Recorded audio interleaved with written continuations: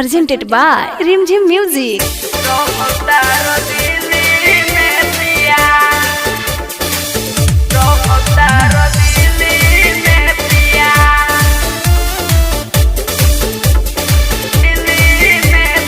Recording and mixing Ambika Studio Kuchaipur.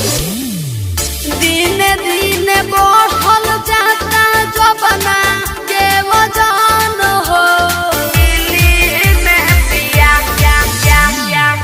दिन दिन बढ़ल जाता जवाना के वजन हो तारा बिना से जिया होता गजन हो कि देवरा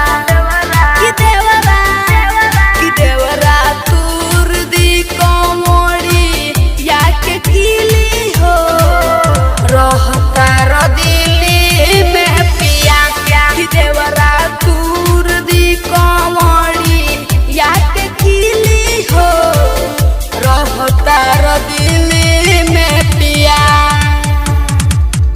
रहता रो दिल्ली में पिया। Recording and mixing Ambika Studio Kuchaipur.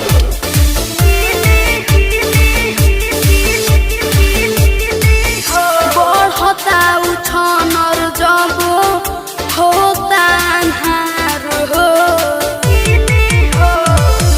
बढ़ता उछनर जब होता अन्हार हो तड़पेला मन कब धरबो कवार हो तोर से बदनिया देहिया खोजला मिलाना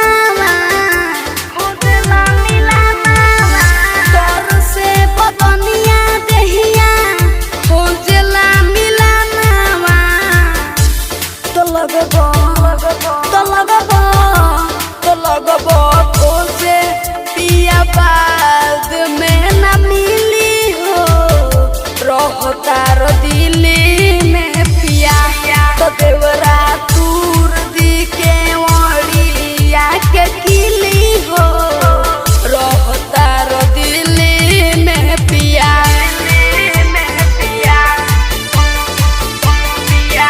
Presented by Rimjim Music.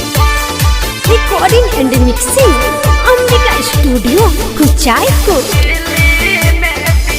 बादल बबुआ देवा